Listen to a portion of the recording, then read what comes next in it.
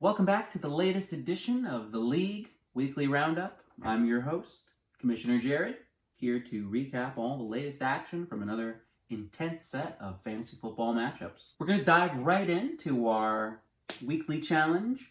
The challenge this week was who could score the most touchdowns total.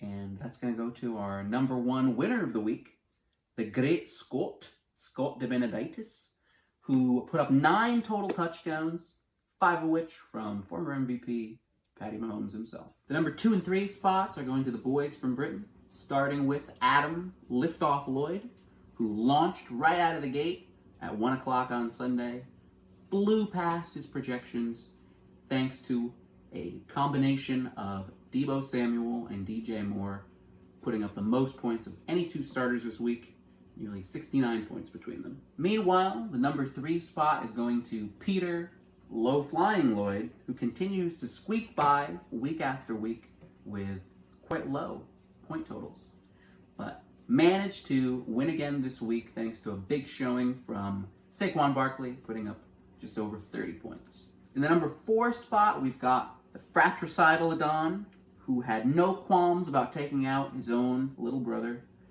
thanks to the help of Dawson Knox, Scary Terry, and the cook himself, Russell Wilson. And rounding out our winners, the 5th spot goes to Powerball Pranov, whose no running back gamble continues to pay off, thanks to him hitting the wide receiver jackpot, with Tyreek Hill putting up nearly 50 points solo. Jumping over to the losers category now, we got to give the number 1 spot of the week to Fragile Faraz, whose team is starting to show quite a few cracks thanks to his sub 100 point showing in the absence of Christian McCaffrey. But our second loser of the week has got to go to none other than Chicken Alfredo, who also put up less than 100 points this week and was served up on a silver platter while Scott had himself a feast. In our number 3 spot, I'm not going to put it in my own words. I think Shakespeare said it best.